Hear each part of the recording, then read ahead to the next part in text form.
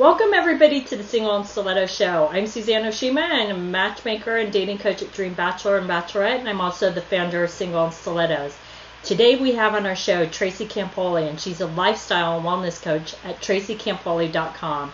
And I'm so excited to have her on the show today because it's the new year, it's 2014, and what's everyone's number one New Year's resolution? It's to lose weight. But before we get into her great tips on how to keep it off and stick to your goal, Tracy, I would love for you to tell our audience a little bit about you. Great. So my name is Tracy Campoli. I'm a lifestyle and wellness coach. I coach people all over the world. I help them lose weight, get in shape, and also think the right way so that you keep those results for the rest of your life.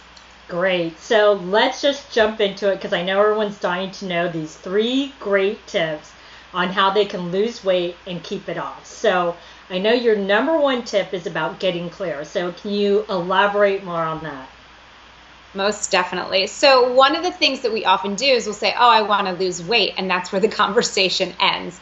And it's a real disservice to yourself. So you want to get really clear about what it is that you want. Not only, if it's, say you want to lose weight, but then also how are you going to feel when you achieve that? It's really important that you can envision it and that you can, in this moment, before you've even achieved the goal, that you can feel that feeling and live in that feeling right now. Because then in a sense, you're already there and you're starting from a place of success rather than that reaching, grabbing, I'm not there yet, and feeling sort of bad about yourself.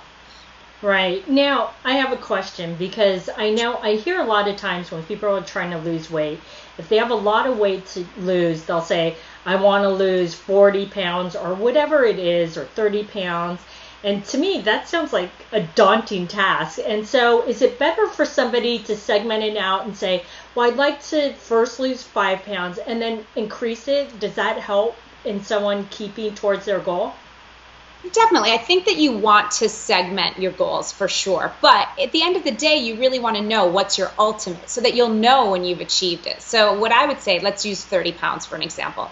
If someone wants to lose 30 pounds, okay, you want to lose 30 pounds, but then celebrate those little wins in between. 2 pounds, awesome. Then you're making those steps forward. You're not going to climb a mountain just going from the bottom. You don't magically appear at the top. So it's important that you know what your ultimate goal is, and then that you celebrate those wins as you're progressing towards your goal. It's very, very important. It's good for your feeling because you get excited about it and you know that you're on your way. Right, and I think rewarding yourself is so important because then it just keeps you going and it keeps you positive about the whole process.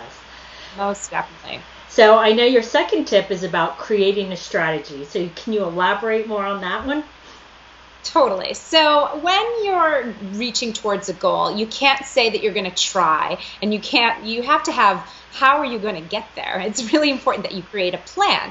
Now, we do this in business all the time, right? But so it's important that you treat yourself and your life with that same sort of clarity and strategy. So one of the best tips that I would say is making sure that you get some help, some accountability, some support. So that can come in the form of hiring a coach or a trainer, a nutritionist, enrolling your friends, your family, making sure that from all levels that you have support and encouragement around you. That's super, super important. Do you think it's important to say, like, on a weekly basis, like, I need to work out 3 times a week or whatever it is, instead of just going, well, I'm going to work out here and there? Do you think that's better? I definitely think it's important to be clear and really create a standard for yourself. No one else can tell you what you should be doing, but you have to decide for yourself. I can tell you what works for most of my clients, and it's usually a little bit more than we would like to do, but the fact of the matter is it's consistency and making sure that you're doing it. Any body that you admire, and I do mean body, they probably don't work out when they feel like it. They have a plan, they have a strategy, and they make it part of their life. Great point. So your last tip is about making it your lifestyle. So tell us more about that. So, when you're reaching towards your goal, a New Year's resolution, you get a new fitness plan or you go on a diet, if you're not committed to making it your new lifestyle, I'm sorry to be the bearer of bad news, but it's just not going to stick. Who hasn't gone on a diet and lost 10, 5, whatever pounds, and then all of a sudden the weight is back again with even more.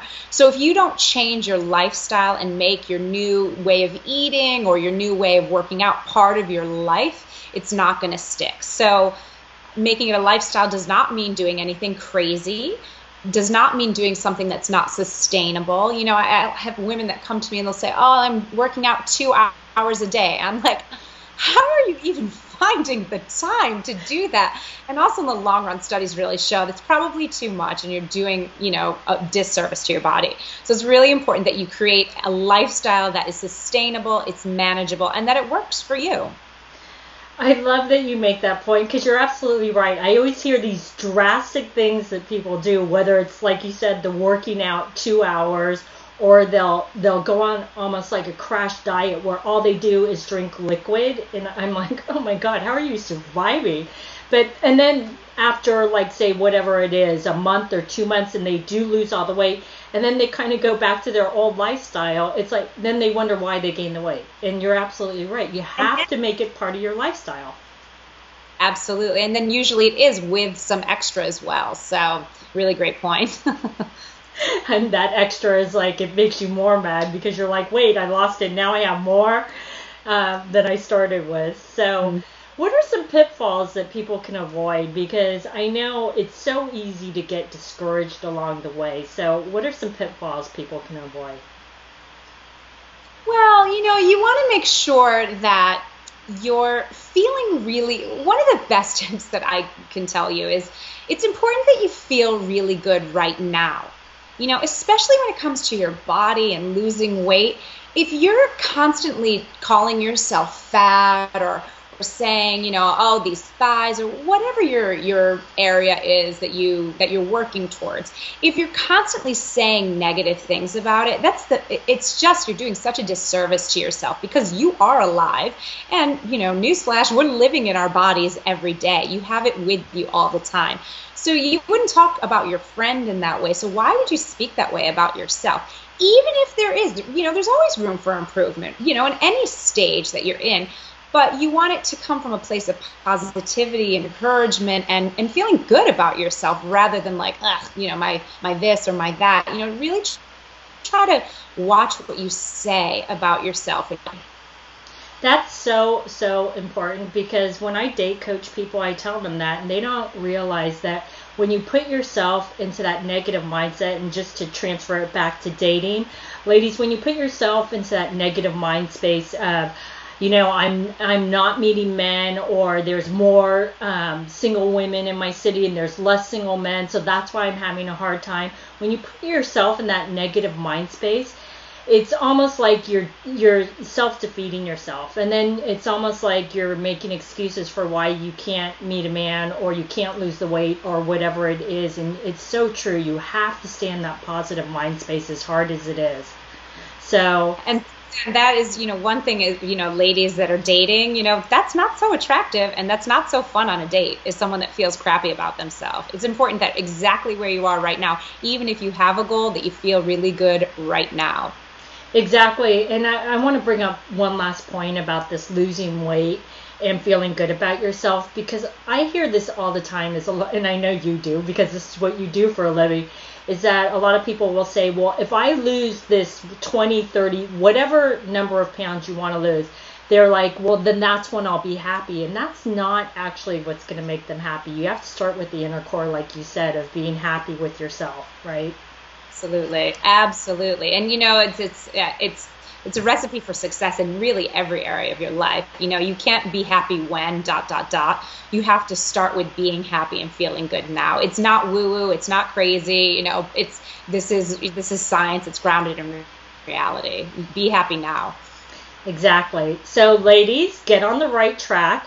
And if you're not trying to lose weight, still stay in that positive space, because I think that's really, really important. And and you'll be on the right track to finding love and to living a healthier lifestyle, right, Tracy? Absolutely, most definitely. Great. So tell our audience how they can find you. Great. Well, you can find me at my website, Campoli.com. And also this New Year's resolution time, I want to invite you to check out. I have a great program. It's called 4 Weeks to Your Hottest Body Ever. It is a real program that's going to help you achieve these lasting results like we talked about today. So there's a cleanse, a weight loss portion, a maintenance program. There are workouts that are tailored to this program and live coaching. So all the elements that you need to not only lose the weight, but to keep it off forever. And ladies, for those of you that don't live in New York, you don't have to. Tracy works with women all over the world. So that's really, really important that you understand that. So you can go to tracycampoli.com. So thanks, Tracy, for being on the show. And thanks, everybody, for joining us on the Single and Stiletto Show. If you enjoyed our show is available both in video format and podcast format. If you would like to view the videos, you can go to singleandstilettos.com. And if you would like to get the podcast, you can download it from iTunes. If you would like to get our free report on the top 10 secrets on what attracts a man and what turns him off, you can click right here on the video, or you can go to singleandstilettos.com.